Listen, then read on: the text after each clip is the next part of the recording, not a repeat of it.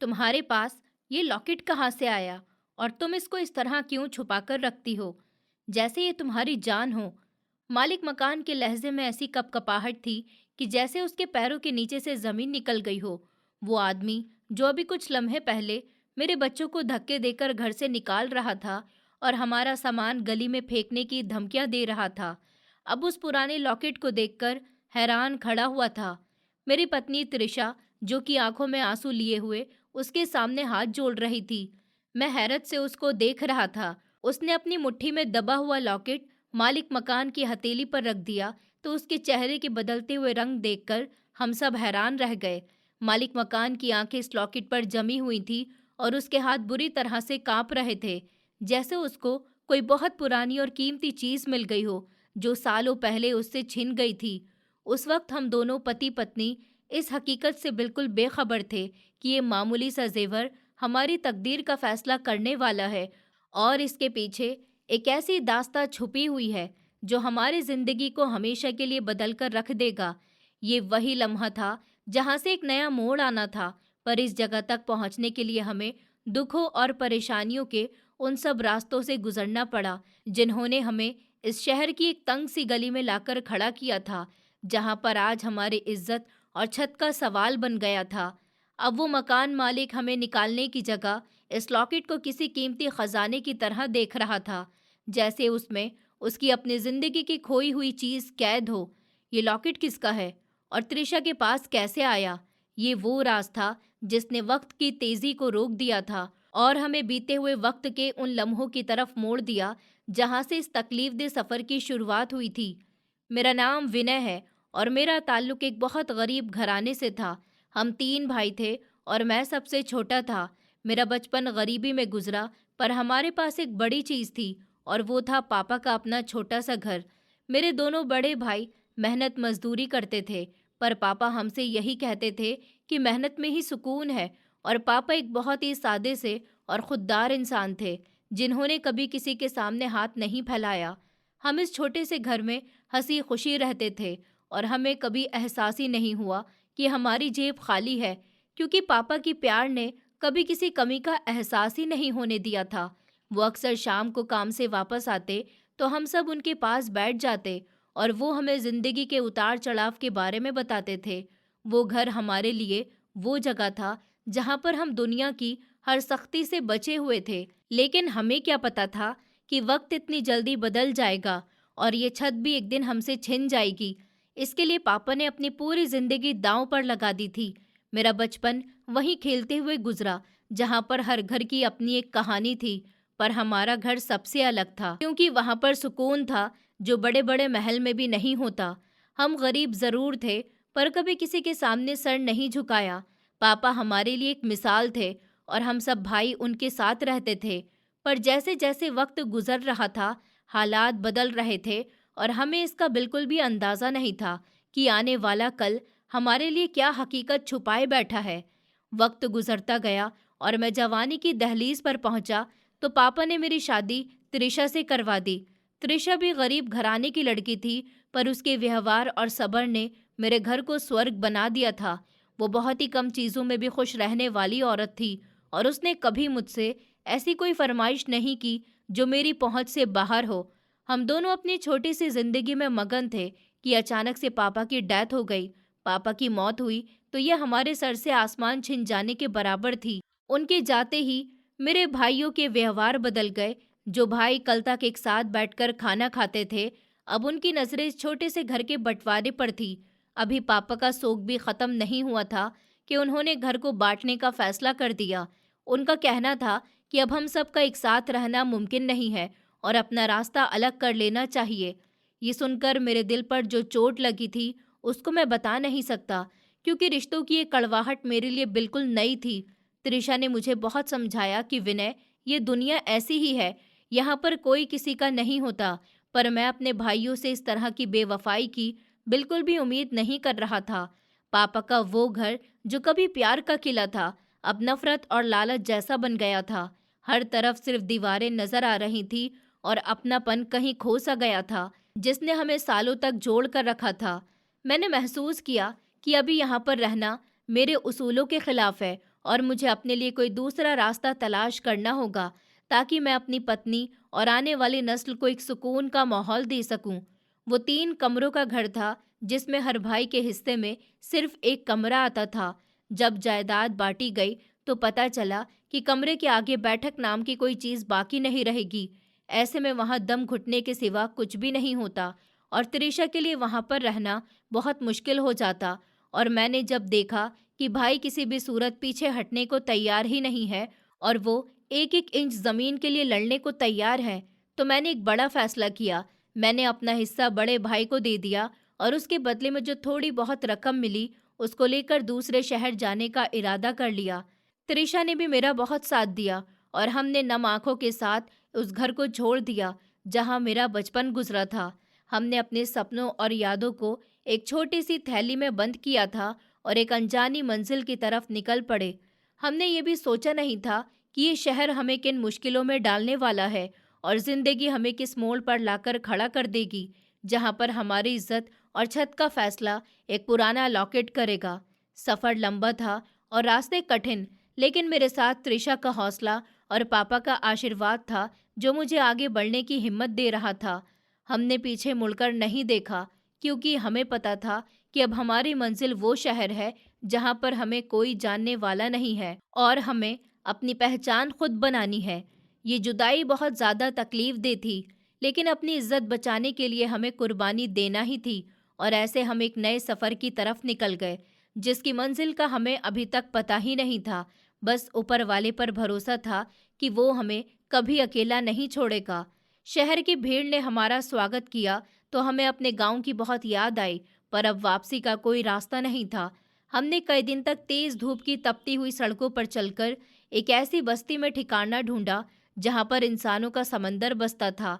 वहां पर बहुत छोटे से कमरे थे जिनकी दीवारों से सीमेंट झड़ रहा था और छत इतनी नीचे थी कि महसूस होता था अभी हमारे सर के ऊपर ही आकर गिर जाएगी। मालिक मकान ने पहले ही दिन किराया और एडवांस मांगकर हमें ये याद दिलाया कि यहाँ पर रिश्तों से ज़्यादा पैसों की अहमियत है। मैंने अपनी जेब में मौजूद वही थोड़ी सी रकम उसके हवाले कर दी थी जो भाइयों से अपना हिस्सा लेने के बाद बची थी। त्रिशा ने खामोशी से अपना सामान उन दीवारों के बीच सेट कर लिया और कभी ये शिकायत भी नहीं करी कि ये हम कहाँ पर आ गए हैं। वो दिन भर सफाई में और घर के कामों में लगी रहती और शाम को जब मैं काम की तलाश से थका हुआ वापस आता तो मुस्कुराकर मेरा स्वागत करती थी। शहर के इस छोटे से मकान में जिंदगी गुजारना हमारे लिए एक नया तजुर्बा था जहाँ पर ना तो खुली हवा थी और ना ही वो अपनापन जो हमें गांव में हासिल होता था। पर हमने ठान लिया था कि हमें यहीं पर अपनी नई दुनिया बसानी है और अपनी मेहनत से इस अजनबी शहर को अपना बनाना है। मैं रात को बैठकर आसमान के इन कुछ तारों को देखता जो शहर की धुंध में कहीं खो गए थे, पर त्रिशा की भी आंखों में उम्मीद की एक ऐसी किरण रोशन थी जिसने मुझे कभी टूटने ही नहीं दिया। हमने तंगी के इन शुरुआत के दिनों को ऐसे चैलेंज की तरह अपनाया और ऊपर वाले के ऊपर भरोसा रखकर अपनी जिंदगी की नई शुरुआत करी जिसकी मंजिल का हमें अभी तक कुछ पता ही नहीं था और ना ही कोई सहारा था। अगले ही दिन मैंने अपने औजार उठाए और काम के लिए निकल गया ताकि अपनी मिस्त्री के हुनर को यहाँ पर भी साबित कर सकूं। गांव में काम करना और शहर की बड़ी इमारत पर मजदूरी करने में बहुत ज़्यादा फर्क है। यहाँ काम की रफ्तार बहुत तेज़ थी और वक्त की कदर बहुत ज़्यादा। मैं सारा दिन ईंटें उठाता, सीमेंट का मसाला बनाता और कड़ी धूप में दीवारें खड़ी करता। शाम तक मेरा पूरा जिस्म थकान से चूर हो जाता और हाथों में छाले पड़ जाते थे। पर जब मैं अपनी मजदूरी के कुछ 300 रुपए अपनी जेब में रखता तो मुझे उसकी खुशी महसूस होती थी कि मैंने अपने घर वालों के लिए मेहनत से पैसे कमा लिए हैं। त्रिशा मेरे इन छालों को देखकर अक्सर उदास हो जाती, मेरे हाथों पर तेल लगाते हुए कहती कि विनय, आप इतनी ज़्यादा मेहनत क्यों करते हैं? और मैं उसको हमेशा यही जवाब देता कि तुम्हारी और हमारे आने वाले बच्चों की खुशी के लिए करता हूँ और तुम्हारे आगे तो ये कुछ भी नहीं है। शहर के लोग अपनी ही दुनिया में बहुत मगन थे और किसी को किसी की भी परवाह नहीं थी, पर मैंने अपने काम से अपनी पहचान बनाना शुरू कर दी। ठेकेदार मेरे काम से खुश थे क्योंकि मैं अपना काम पूरी ईमानदारी से और लगन से करता था। मैंने कभी काम चोरी नहीं करी और हमेशा वक्त पर पहुंचना अपनी आदत बना ली थी। त्रिशा ने भी घर के खर्च कम से कम रखे और वो एक एक रुपया बचाती थी। मुझे कहती कि बुरे वक्त के लिए कुछ न कुछ तो पास होना चाहिए। हमारी जिंदगी मेहनत और प्यार के बीच गुजर रही थी, पर हम तसल्ली से थे कि हम किसी पर बोझ नहीं हैं और अपनी मेहनत की कमाई से अपना पेट भर रहे हैं। ये खुददारी हमें पापा से विरासत में मिली थी, जिसने हमें हर मुश्किल में साबित कदम रखना सिखाया और कभी किसी के आगे हाथ नहीं फैलाने दिया, बल्कि हमेशा अपनी मेहनत पर भरोसा करना सिखाया। और यही हमारी सबसे बड़ी जीत थी। ऐसे ही हफ्ते महीने में और महीने साल में बदलते चले गए और वक्त जैसे पर लगाकर उड़ने लगा। हमारी जिंदगी में अब 3 बच्चों की चहचहाहट शामिल हो गई थी, जिसने घर की रौनक में बढ़ावा कर दिया था। पर मेरे कंधों पर और ज्यादा जिम्मेदारियों का बोझ भी आ गया। बच्चों की परवरिश, उनका खाना पीना और अब उनकी पढ़ाई के खर्च ने मुझे और ज्यादा मेहनत करने पर मजबूर कर दिया था। अब मैंने इसीलिए बड़े ठेके लेना शुरू कर दिए थे, पर इस बढ़ती हुई महंगाई और शहर के भारी भरकम खर्च ने मेरी कमर तोड़ दी थी। बिजली के बिल, घर का किराया और बच्चों के स्कूल की फीस हर महीने एक नया इम्तिहान बनकर मेरे सामने आता। अब त्रिशा भी पहले से ज्यादा खामोश रहने लगी, क्योंकि उसको पता था कि मैं कितना ज्यादा दबाव में हूँ। और अक्सर वो अकेले में बैठकर अपना वो पुराना सा लॉकेट निकाल लेती और उसको देखकर अपनी माँ को याद करती रहती।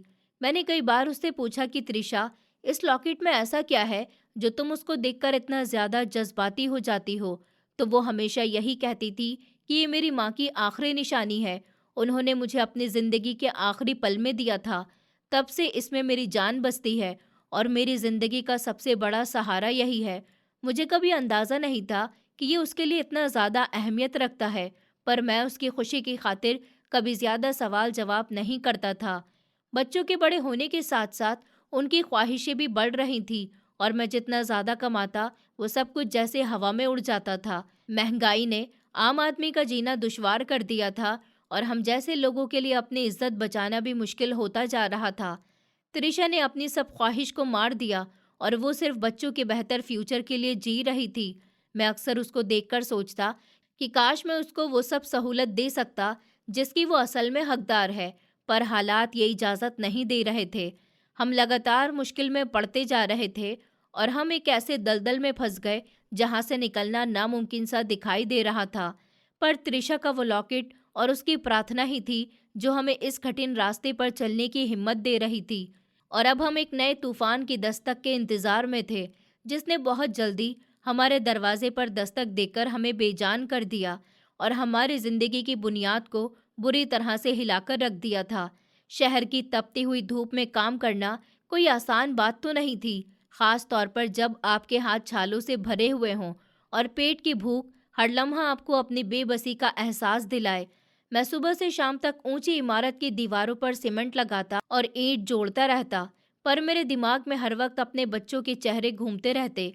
मुझे याद था कि सुबह जब मैं घर से निकल रहा था, तो बड़े बेटे ने नई किताबों का लेने के लिए कहा था और छोटी बेटी ने अपनी फटी हुई चप्पल दिखाते हुए मासूमियत से पूछा था कि पापा, क्या इस बार मुझे नए जूते मिलेंगे? इन सवालों का जवाब मेरे पास नहीं था, इसलिए मैंने खामोशी से अपना थैला उठाया और काम पर निकल आया। ठेकेदार आज कुछ ज्यादा ही सख्त था। वो बार बार काम की रफ्तार बढ़ाने को कह रहा था, पर मेरा जिस्म का जोड़ जोड़ दर्द कर रहा था। लेकिन मैं जानता था कि अगर मैंने थोड़ी सी भी सुस्ती दिखाई तो शायद आज की दिहाड़ी भी नहीं मिलेगी।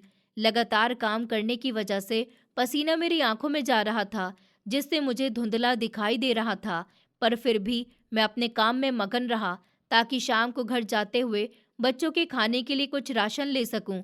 शहर की इस भाग दौड़ में हम जैसे मजदूरों की हैसियत एक मशीन से ज्यादा कुछ नहीं थी, जिसको बस चलते रहना। मैंने दीवार पर आखिरी ईंट रखी और आसमान की तरफ देखकर एक ठंडी आह भरी।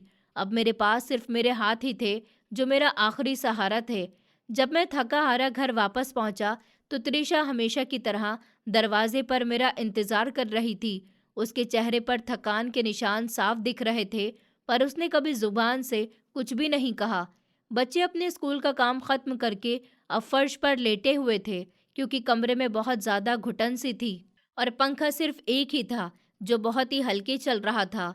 मैंने जब अपनी जेब से पैसे निकालकर त्रिशा के हाथ पर रखे तो उसकी आंखों में एक अजीब सी चमक आ गई, पर फिर वो एकदम से चुप हो गई। उसने बताया कि आज स्कूल से फिर से टीचर्स ने कहलवाया है कि बच्चों की फीस जमा नहीं हुई तो उनको क्लास में नहीं बैठने दिया जाएगा। ये सुनकर मेरा दिल बैठ गया, क्योंकि अभी इतने पैसे थे ही नहीं कि फीस भी जमा हो सकती।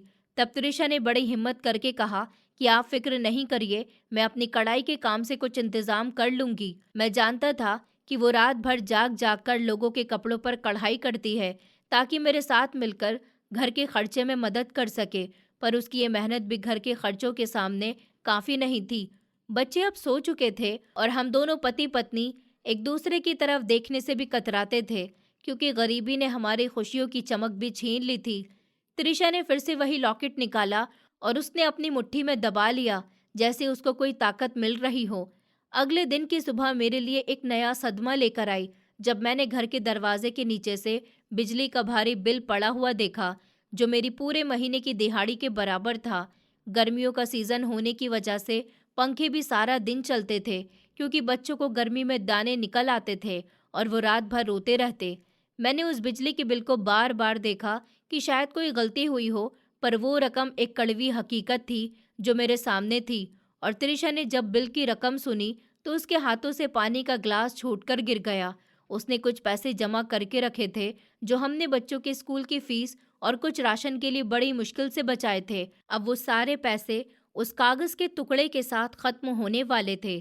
मैंने अपना सर पकड़ लिया और वहीं दहलीज पर बैठ गया, क्योंकि महंगाई ने सच में मेरी कमर तोड़ दी थी। बिजली के भारी बिल ने हमारी जिंदगी दुश्वार कर दी थी। त्रिशा की आंखों में आंसू आ गए। वो कहने लगी कि विनय, अब हम क्या करेंगे? घर का किराया भी तो देना है, और मकान मालिक किसी सूरत में भी अब नहीं मानेगा। वैसे ही पहले का किराया भी चढ़ा हुआ है। मैंने उसको दिलासा देने की बहुत कोशिश की, पर मेरी अपनी आवाज़ में भी कपकपाहट थी। मुझे ऐसा लग रहा था कि हम ऐसे तूफान में आ गए हैं जो हमारी खुशियों को बहाकर ले जाएगा। उस रात हमारे घर में चूल्हा नहीं जला था, क्योंकि बिल चुकाने की वजह से हमारे पास अब कुछ भी नहीं बचा था और हम सिर्फ पानी पीकर सो गए। लेकिन असली इम्तिहान तो अभी शुरू होना था। बिजली का भारी बिल भरने के बाद हमारे पास एक रुपया भी नहीं बचा और घर का राशन भी तकरीबन ख़त्म होने के करीब था, जिसने हमारी परेशानियों में और ज़्यादा बढ़ावा कर दिया। मैं सारा दिन इस तपती धूप में काम तलाश करता रहा, लेकिन आज किस्मत ने साथ नहीं दिया और मैं खाली हाथ घर पर वापस लौट आया तो मेरे कदम भारी हो रहे थे, क्योंकि मुझे पता था कि बच्चे आज कुछ खास खाने की उम्मीद लगाए हुए बैठे होंगे। अभी मैं बैठक में था कि बाहर वाले दरवाजे पर जोरदार दस्तक हुई और मकान मालिक की तेज आवाज ने मेरे होश उड़ा दिए। जो किराए के पैसे लेने आया था, वो हमेशा की तरह अपने किराए के लिए बहुत ही बेताब था, और उसका लहजा आज पहले से भी ज्यादा जहरीला लग रहा था, जिसने मेरी खुददारी को बुरी तरह से हिलाकर रख दिया। मैंने जब दरवाजा खोला तो वो गुस्से में लाल पीला हो रहा था और कहने लगा कि मुझे पता है कि तुम गरीब हो, पर मेरे घर का किराया वक्त पर आना चाहिए, क्योंकि मैं यहाँ पर कोई अनाथ आश्रम नहीं चला रहा हूँ।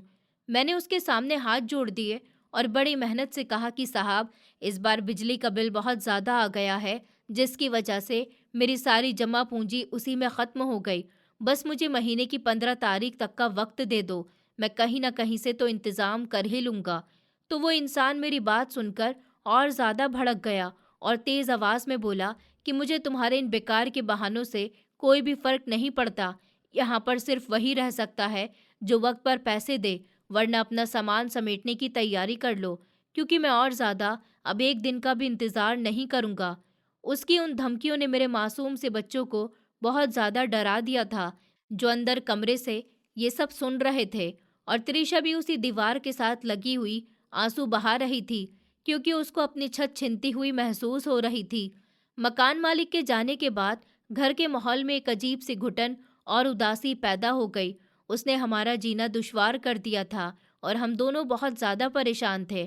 त्रिशा ने बच्चों को किसी न किसी तरह से बहला फुसलाकर सुला दिया था, ताकि वो भूख महसूस नहीं करें, मगर वो खुद आज भी भूखी थी, ताकि बच्चों के हिस्से का खाना बचा सके। मैंने देखा कि उसका चेहरा लाल पड़ता जा रहा था, उसकी आंखें अंदर को धंस गईं, पर उसने अपनी जुबान से किसी तरह की तकलीफ का जिक्र नहीं किया। उस पल मैं उसके पास गया और उसका हाथ पकड़कर बहुत दुख से कहा कि त्रिशा, मैं तुम्हें वो खुशियाँ नहीं दे सका जिसका मैंने तुमसे शादी के वक्त वादा किया था, और आज ये नौबत तक आ गई कि हमारे सर से छत छिनने वाली है और हम दर-बदर होने वाले हैं।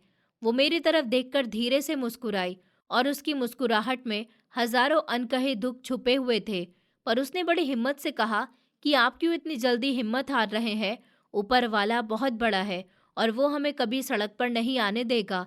फिर उसने वही पुराना लॉकेट निकाला जो उसके गले में हर वक्त मौजूद रहता था और उसको अपनी मुट्ठी में दबाकर कहने लगी थी कि ये लॉकेट मेरी माँ की आखिरी निशानी है और इसने मुझे हमेशा हर मुश्किल में हौसला दिया। शायद इसमें कोई ऐसी बात छुपी है जो हमें इस मुश्किल से भी निकाल देगी। मैंने उसको देखा तो उस लॉकेट की चमक आज कुछ ज्यादा ही डरावनी सी लग रही थी, पर मेरा दिमाग इस वक्त सिर्फ किराए की रकम जमा करने की फिक्र में खोया हुआ था। त्रिशा ने उस रात भी जागकर कढ़ाई का काम किया ताकि कुछ पैसे जमा हो सके, मगर वो रकम इतनी थी कि इससे घर का एक दिन का राशन मुश्किल से आ सकता था, जबकि किराए की रकम हजारों में थी और 15 तारीख अब बहुत करीब आ गई थी। और हर गुजरा हुआ लम्हा मेरी बेबसी और टेंशन में बहुत ज़्यादा बढ़ावा कर रहा था, क्योंकि कहीं से भी कोई मदद नहीं मिल रही थी। मैंने शहर के हर ठेकेदार से काम मांगा और कई जगह पर मजदूरी भी की, पर किस्मत जैसे मुझसे बिल्कुल रूठ गई थी और कहीं से भी इतनी रकम जमा नहीं हो पा रही थी कि मैं मकान मालिक का मुंह बंद कर सकूं। बच्चों के टीचर के भी बार बार फोन आ रहे थे कि फीस जमा करवाइए, वरना बच्चों को इम्तिहान में नहीं बैठने दिया जाएगा। ये सुनकर मेरा सर चकरा गया, क्योंकि एक तरफ सर छुपाने का ठिकाना दांव पर लगा हुआ था, दूसरी तरफ बच्चों का फ्यूचर बर्बाद हो रहा था। मैंने अपनी रातों की नींद बिल्कुल खत्म कर दी और भूखा प्यासा रहकर सारा दिन काम ढूंढता रहा, मगर शहर की इस बेरहम जिंदगी में कोई भी किसी की मदद करने को तैयार नहीं था और हर कोई अपनी मस्ती में ही मगन था। त्रिशा ने अपनी रही सही हिम्मत जमा कर ली और वो दिन रात कपड़े सी रही थी और उसकी सेहत भी गिरती जा रही थी और अक्सर उसको काम के बीच चक्कर आने लगते, जो मेरे लिए बहुत परेशानी की बात थी। ऊपर से 15 तारीख भी सर पर आ गई थी और मेरे पास सिर्फ कुछ 100 रुपए ही थे, जो किसी भी सूरत घर के किराए के लिए काफ़ी नहीं थे और मुझे अपनी इज्जत मिट्टी में मिलती हुई दिखाई दे रही थी। मकान मालिक अब रोज़ाना चक्कर लगाने लगा था और उसकी बातें दूसरों लोगों को साफ सुनाई देने लगी थी, जिससे मेरी खुददारी बुरी तरह से जख्मी हो रही थी और मैं किसी से भी नज़र मिलाने की हिम्मत नहीं कर पा रहा था। मैंने त्रिशा से कहा कि शायद हमें अब यहाँ से भी निकलना पड़ेगा, क्योंकि ये शहर हमारे लिए बहुत बेरहम सख्त दिल साबित हुआ, पर वो खामोश रही और उसकी नज़रें सिर्फ उस लॉकेट पर जमी रहीं, जैसे वो किसी चमत्कार के इंतज़ार में हो। और यही वो वक्त था जब हमारी ज़िंदगी का सबसे बड़ा तूफान दस्तक देने वाला था। इसलिए हम बिल्कुल भी तैयार नहीं थे और ना ही हमें अंदाज़ा था कि आगे क्या होने वाला है। 15 तारीख पर सूरज हमारी ज़िंदगी का सबसे कठिन इम्तिहान बनकर निकला और हर गुजरते लम्हे के साथ मेरे दिल की धड़कनें तेज़ होती जा रही थीं। रात भर कोई सो भी नहीं सका, क्योंकि हमें पता था कि आज वो दिन है जब हमारी छत और इज्जत का फैसला होना है। हमारी जेब बिल्कुल खाली थी। त्रिशा ने सुबह सवेरे उठकर बच्चों को तैयार किया।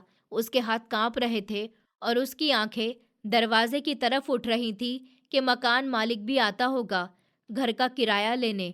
हमने नाश्ते में सिर्फ चाय पी। घर में आटा खत्म हो गया था। मेरे पास इतने पैसे भी नहीं थे कि मैं एक वक्त की रोटी का इंतज़ाम कर सकूं। बच्चे खामोश थे, क्योंकि वो अपने मम्मी पापा के चेहरे पर फैले हुए डर को महसूस कर रहे थे और उनके मासूम दिमाग में ये सवाल घूम रहा था कि क्या आज हम सच में बेघर हो जाएंगे। मैंने हिम्मत जमा करके त्रिशा का हाथ पकड़ लिया और उसको दिलासा देने की कोशिश की, मगर मेरी अपनी आवाज़ में जैसे कपकपाहट आ गई थी, जिसको मैं छुपा नहीं सका। बाहर गली में जिंदगी रोज की तरह चल रही थी, पर हमारे घर के अंदर वक्त जैसे रुक गया था और हम सिर्फ ऐसे दस्तक के इंतजार में थे जो हमारी बर्बादी का सामान लेकर आने वाली थी, जिसका डर हमें कई दिनों से सोने नहीं दे रहा था। और आज वो कड़वी हकीकत बनकर हमारे सामने खड़ा हुआ था। सूरज अभी पूरी तरह से सर पर भी नहीं आया था कि बाहर दरवाजे पर एक ऐसी दस्तक हुई जिसने हमारे पूरे वजूद को हिलाकर रख दिया और त्रिशा ने बच्चों को अपने साथ लपेट लिया। मैंने बहुत मुश्किल से अपने कदमों को हरकत दी और जैसे ही दरवाज़ा खुला तो सामने मकान मालिक अपने गुस्से वाले साथियों के साथ खड़ा हुआ था और उसकी आंखों में सूजन का एक कतरा भी मौजूद नहीं था। उसने आते ही किराए का कहा और जब मैंने उसको बताया कि मेरे पास अभी इंतज़ाम नहीं हो सका, तो वो अपने आपे से बाहर हो गया और बुरा भला कहने लगा। उसने अपने साथियों को हुक्म दिया कि उनका सारा सामान उठाकर गली में फेंक दो, क्योंकि ये लोग शराफत की जुबान नहीं समझ रहे और मुझे अपना मकान खाली चाहिए। मैंने उसके सामने हाथ जोड़ लिए और उसके पांव तक पकड़ लिए, पर उस सख्त इंसान ने मुझे धक्के देकर पीछे कर दिया और खुद घर के अंदर दाखिल हो गया। वो बदतमीज इंसान मेरे घर की चारपाई और बच्चों के बिस्तर उठाकर बाहर फेंकने लगा था। सब मोहल्ले के लोग खामोश होकर तमाशा देख रहे थे, पर किसी में भी इतनी हिम्मत नहीं हो रही थी कि उस इंसान का हाथ रोक सके। त्रिशा की चीख और बच्चों का रोना मेरी आत्मा को किरची किरची कर रहा था, पर मैं बेबस इंसान की तरह अपनी बेइज्जती का ये मंजर देख रहा था और मेरा सारा गुरूर इस मिट्टी में मिल गया था जहां पर मेरा सामान बिखरा हुआ पड़ा था। घर का सारा सामान अब गली की धूल में पड़ा हुआ था और हम घर से बेघर हो गए, जिसमें हमने इतना सारा टाइम गुजारा। अब हमारे पास सर छुपाने को कोई जगह नहीं थी। मेरे बच्चे सहमे हुए थे और अपनी माँ की चादर के पीछे छुप रहे थे। उनकी आंखों में वो डर था जो मैं जिंदगी भर भूल नहीं सकूंगा, क्योंकि मैं उनका बाप होकर भी उनको एक छत नहीं दे पा रहा था। त्रिशा का रंग बिल्कुल फीका पड़ गया और वो सदमे की हालत में हैरान सी हालत में खड़ी हुई थी, उस बर्बादी को देख रही थी जो पल भर में हम पर आ गई और हमें किसी भी तरह की मोहलत नहीं मिली। मुझे ये फिक्र खाई जा रही थी कि अगर हमने आज कहीं और घर लेना चाहा तो हमें एडवांस के लिए बड़ी रकम की ज़रूरत होगी, जो हमारे पास बिल्कुल भी नहीं थी। और इस शहर में कोई भी बिना पैसों के सर छुपाने की जगह नहीं देता। बच्चे इसी के करीब स्कूल में पढ़ते थे और उनका फ्यूचर भी अब दांव पर लग गया था, क्योंकि करीब में कोई भी सस्ता मकान मिलना नामुमकिन था और हमें इस शहर के बारे में अब पूरी तरह से एहसास हो गया था। मकान मालिक ने आखिरी बार और हमें बुरा भला कहा और ताला लगाकर वहां से चला गया। हम सामान के पास गली में बैठकर अपनी तकदीर का रोना रो रहे थे और फिर गुजरा हुआ कल हमें और ज्यादा बेबसी की तरफ धकेल रहा था। उस वक्त कोई ऐसा रास्ता नजर नहीं आ रहा था जो हमें बेइज्जती से निकाल सके, और हम सिर्फ ऊपर वाले की तरफ देख रहे थे कि शायद कोई चमत्कार हो जाएगा और हमें दोबारा से कोई छत मिल जाए, जिसकी अब कोई उम्मीद बाकी नहीं रही थी। गली के नुक्कड़ पर बिखरा हुआ हमारे घर का सामान हमारे सालों की मेहनत और जमा पूंजी की बर्बादी की दास्तां सुना रहा था, और हम सब भी ऐसी बेबसी की तस्वीर बन बैठे थे जिसका कोई भी हल नहीं था। वहां से गुजरता हुआ हर इंसान हमारी हालत को बड़ी दिलचस्पी से देख रहा था और कुछ लोग हमदर्दी से भी देख रहे थे, मगर किसी ने इतनी हिम्मत नहीं की कि वो इस बार मकान मालिक के सामने आकर खड़ा हो सके। मेरे मासूम बच्चे रोते रोते अब थककर कोने में बैठ गए। उनको ऐसे देखकर मेरा दिल बैठा जा रहा था, क्योंकि मैं उनका बाप होकर भी उनको एक छत देने में नाकाम रहा था। त्रिशा खामोशी से बिखरे हुए बर्तन और कपड़ों को समेटने की कोशिश कर रही थी, पर उसके हाथ कांप रहे थे और वो बार बार अपनी चादर के पल्लू से अपनी आंखें साफ कर रही थी, ताकि बच्चे उसको रोता हुआ नहीं देख लें और ज़्यादा परेशान नहीं हो जाएं। मुझे अपनी ज़िंदगी के वो सब कठिन लम्हे याद आ रहे थे जब मैंने तपती हुई धूप में मिस्त्री का काम करके एक एक रुपया जोड़ा था, ताकि मैं अपनी फैमिली को एक बेहतर ज़िंदगी दे सकूं। पर आज वो सारी मेहनत इस गली के ढेर में पड़ी हुई थी और हम बेघर हो गए थे। ये वो जगह थी जहाँ पर हमने अपनी ज़िंदगी के कई कीमती साल गुजारे थे, और इस वक्त खामोशी इतनी गहरी थी कि मुझे अपनी सांस बिगड़ती हुई महसूस हो रही थी। और मैं सिर्फ यही सोच रहा था कि अब रात कहाँ पर गुजारेंगे और मैं मासूम बच्चों को कहाँ पर लेकर जाऊं, क्योंकि हमारे पास अब कोई दूसरा ठिकाना नहीं बचा था, ना ही कोई ऐसा रिश्तेदार था जिसका दरवाज़ा हम इस वक्त खटखटा सकते थे। और इस शहर की बेरहमी हमें कुचलने के लिए तैयार खड़ी हुई थी।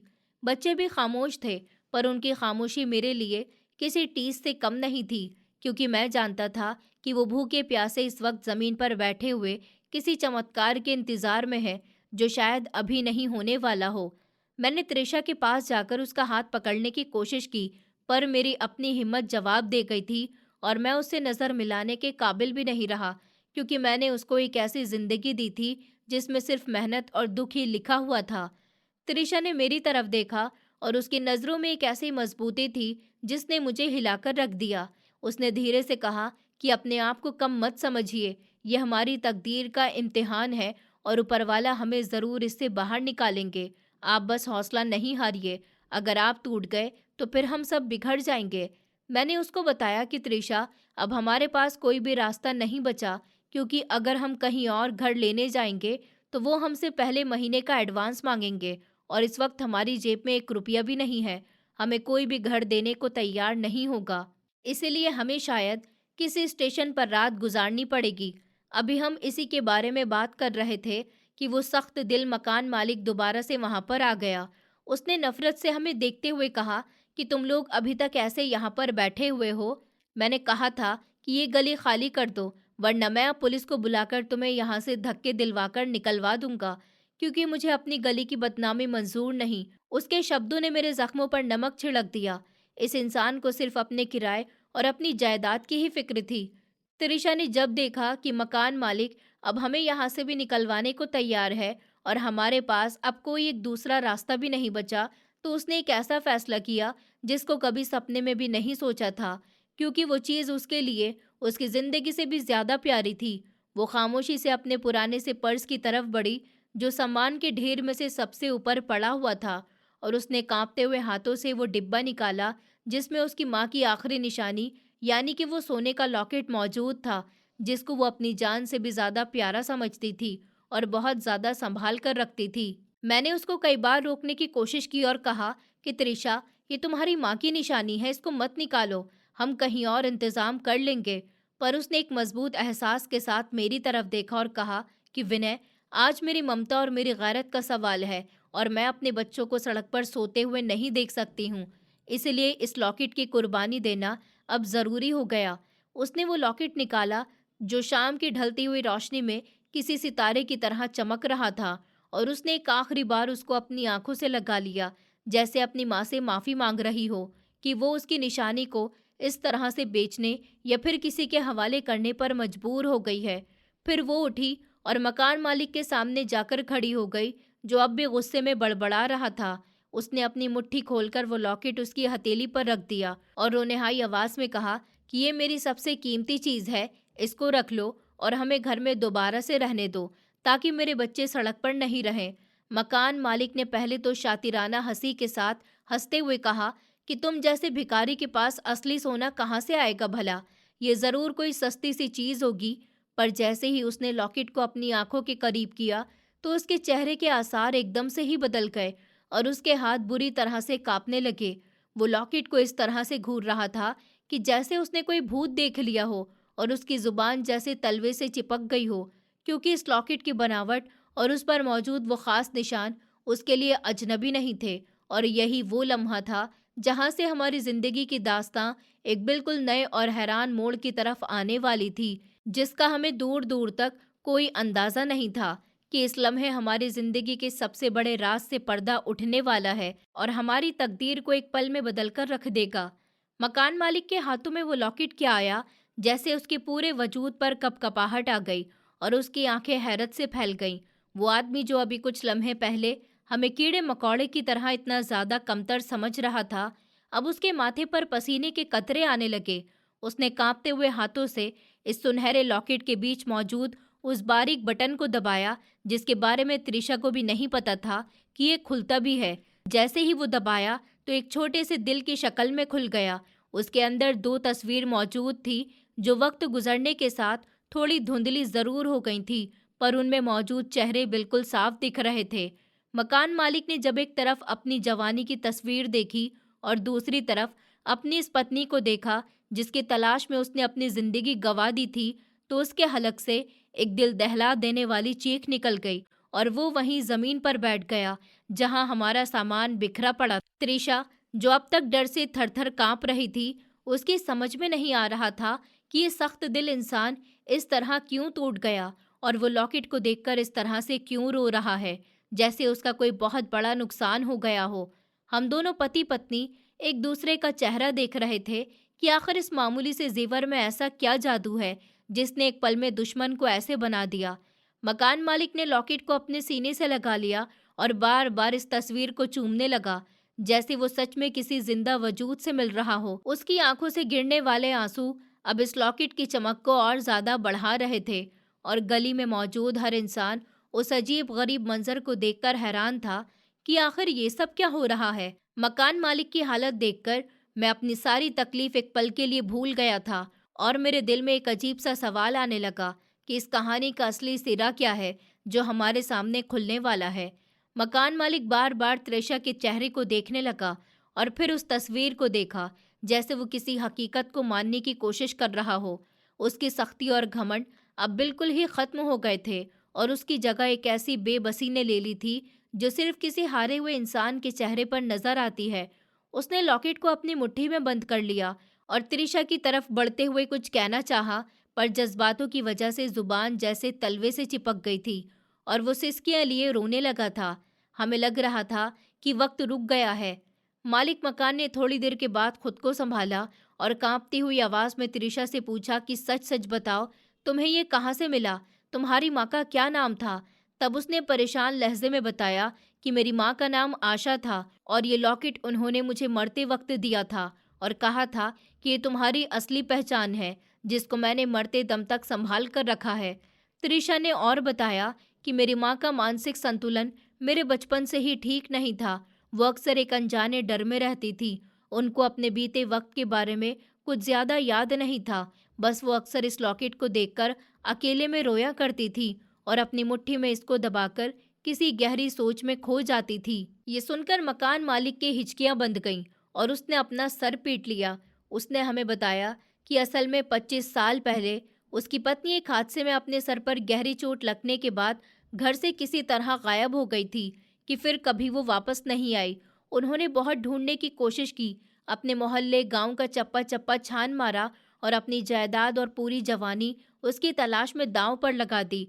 पुलिस में रिपोर्ट भी दर्ज कराई, सब जगह ऐलान करवाया और हर उस जगह गया जहां पर उनकी पत्नी के होने के आसार थे, पर कहीं से भी कोई सुराग नहीं मिला।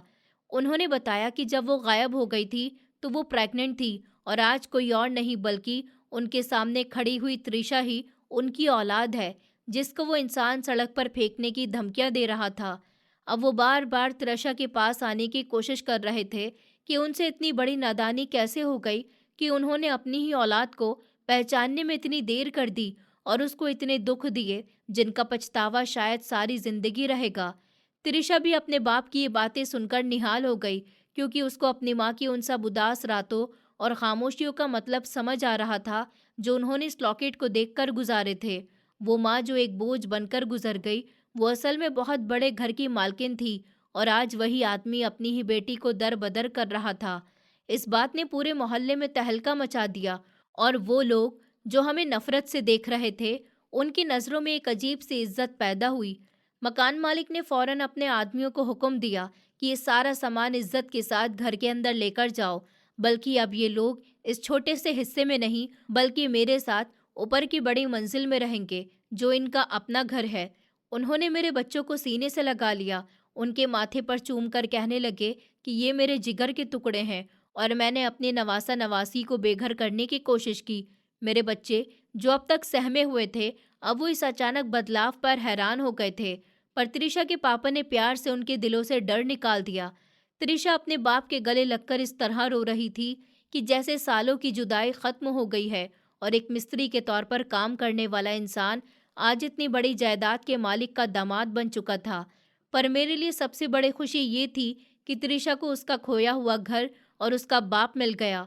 तुमने मेरी बेटी को इतना मुश्किल वक्त में साथ दिया, उसको कभी अकेला नहीं छोड़ा, इसलिए तुम मेरे लिए एक बेटे की तरह हो। अब तुम्हें किसी मिस्त्री के काम पर जाने की ज़रूरत नहीं है, बल्कि तुम इस घर के मालिक और मेरे सब कारोबार को संभालोगे, जिसका बोझ मैं अब अकेला नहीं उठा सकता। हम सब के लिए ये एक चमत्कार ही था, जिस पर यकीन करना मुश्किल था, पर ऊपर वाले ने हमें सब्र का ऐसा फल दिया जिसकी हमने कभी तमन्ना भी नहीं की। त्रिशा ने वो लॉकेट दोबारा से अपने गले में पहन लिया, पर अब वो एक उदासी की निशानी नहीं था, बल्कि एक ऐसी जीत का निशान बन गया था जिसने बिछड़े हुए रिश्तों को भी दोबारा से मिला दिया और हमें एक नई जिंदगी दी, जिसमें अब किराए का डर नहीं था और ना ही बेघर होने का डर। हर तरफ प्यार और अपनापन था। फिर त्रिशा के पापा ने एक ऐलान किया कि आज के बाद त्रिशा इस सब जायदाद की इकलौती वारिस है। ये घर अब उसका है, जहाँ पर वो मालकिन बनकर रहेगी। हमने ऊपर वाले का शुक्र किया, जिसने हमें इतनी बड़ी मुश्किलों से निकालकर इतनी बड़ी खुशी दे दी और हमारी जिंदगी के सब दुख अब एक खूबसूरत अंजाम में बदल गए थे। त्रिशा के पापा ने जब त्रिशा को अपने सीने से लगाया तो उनके आंसू त्रिशा के सर को भिगो रहे थे और उनका पूरा वजूद पछतावे की एक ऐसी आग में जल रहा था जिसमें सालों की सख्त दिली को पिघलाकर रख दिया। वो मकान जो एक बहुत लंबे टाइम से सिर्फ खामोशियां और अकेलेपन का किला बना हुआ था, आज सालों बाद सच, जज्बात और अपनों की मौजूदगी से गूंज रहा था। उन्होंने अपनी बातें सुनाते हुए बताया कि उनके सभी भाइयों ने उनके आसपास झूठ का ऐसा जाल बना रखा था जिसने उनको ऐसे उजाड़ दिया कि उनकी पत्नी भी दुनिया में नहीं रही और वो उसको कभी ढूंढ नहीं पाएंगे। इन लालची रिश्तेदारों की नज़रें सिर्फ उनकी जायदाद पर थी, जिस वजह से उनकी पत्नी को गायब करने की साजिश करी गई, और इसी जुदाई के गम ने उनको एक सख्त दिल इंसान बना दिया जो हर किसी को शक की नज़र से देखता। पर आज जब सच्चाई सामने आई तो उन्होंने अपने वकील साहब को बुलाया और मेज़ पर वो सब कानूनी दस्तावेज फैला दिए जो उनकी ज़िंदगी भर की कमाई थी। उन्होंने अपनी सब जायदाद और बैंक बैलेंस त्रिशा के नाम कर दिया। त्रिशा अपनी माँ की इस तस्वीर को देखकर रो रही थी जो लॉकेट के अंदर मौजूद थी, और उसको महसूस हो रहा था कि जैसे उसकी माँ की आत्मा आज उसके पास खड़ी हुई मुस्कुरा रही है। फिर उन्होंने बार बार माफ़ी मांगी कि नादानी में उसको इतनी तकलीफ दी।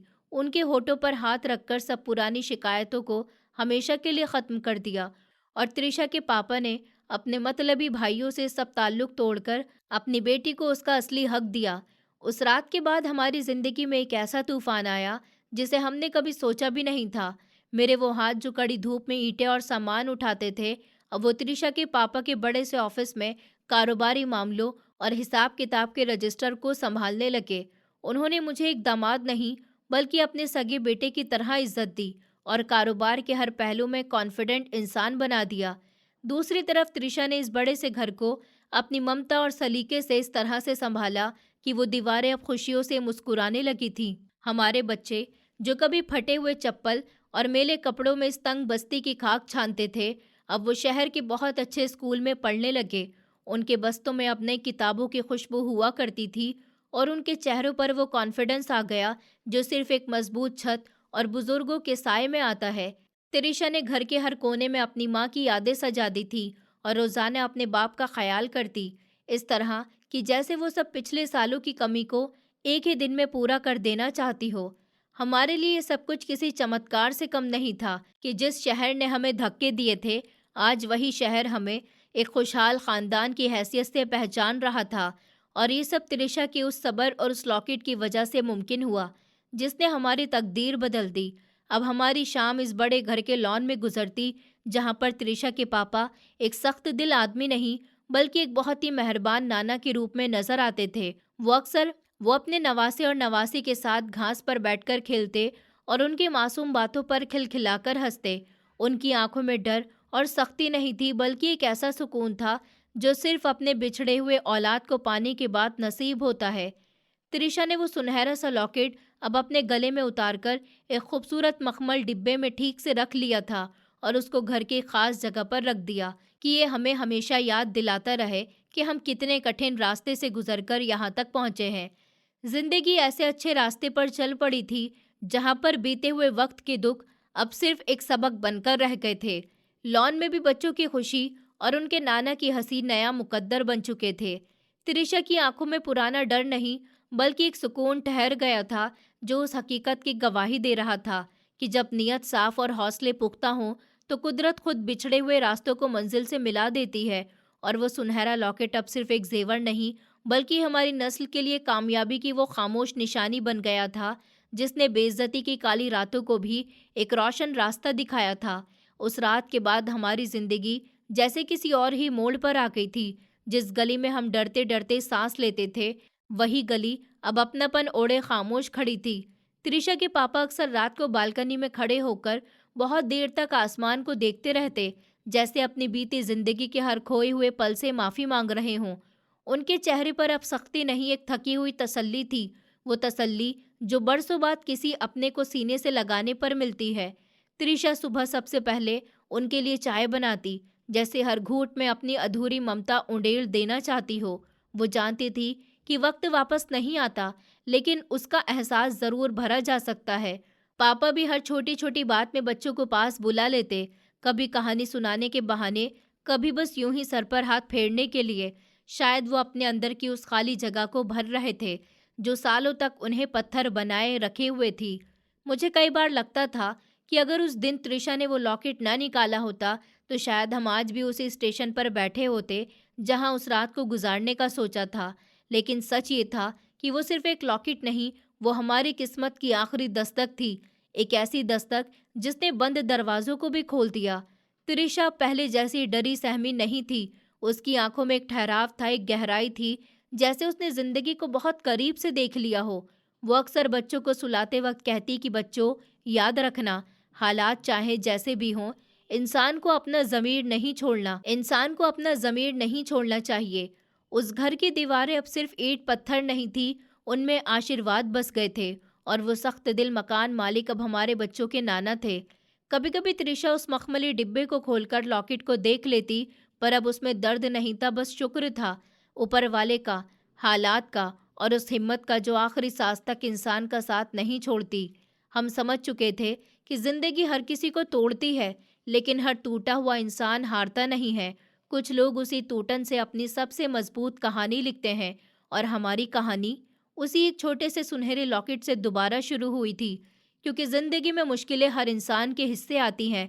कभी पैसा नहीं होता, तो कभी सहारा नहीं होता, और कभी अपने ही लोग साथ छोड़ देते हैं। ऐसे हालात में इंसान बहुत जल्दी टूट जाता है, लेकिन जो इंसान मुश्किल वक्त में भी हिम्मत नहीं हारता, वही आगे चलकर मजबूत बनता है। इस कहानी से ये सीख मिलती है कि हालात चाहे कितने भी खराब क्यों ना हो, इंसान को अपनी अच्छाई और इंसानियत नहीं छोड़नी चाहिए। जब नीयत साफ होती है और दिल में सब्र होता है, तो ऊपर वाला किसी न किसी रूप में मदद ज़रूर करता है। कई बार हमें अपनी सबसे प्यारी चीज़ की कुर्बानी देनी पड़ती है, लेकिन वही कुर्बानी आगे चलकर ज़िंदगी का सबसे बड़ा सहारा बन जाती है। लेकिन किसी को उसकी गरीबी या मजबूरी से नहीं परखना चाहिए। वक्त बदलते देर नहीं लगती है। जो आज नीचे होता है, कल को वो ऊपर भी हो सकता है। रिश्तों की असली कीमत मुश्किल समय में ही समझ आती है।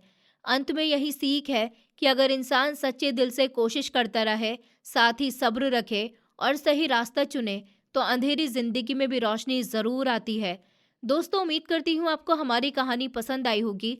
कहानी पसंद आई है तो वीडियो को लाइक करें, चैनल पर नए हैं तो चैनल को सब्सक्राइब करें, और हाँ, नोटिफिकेशन बेल को ज़रूर दबाएं ताकि अगली अपडेट सबसे पहले आपको मिले।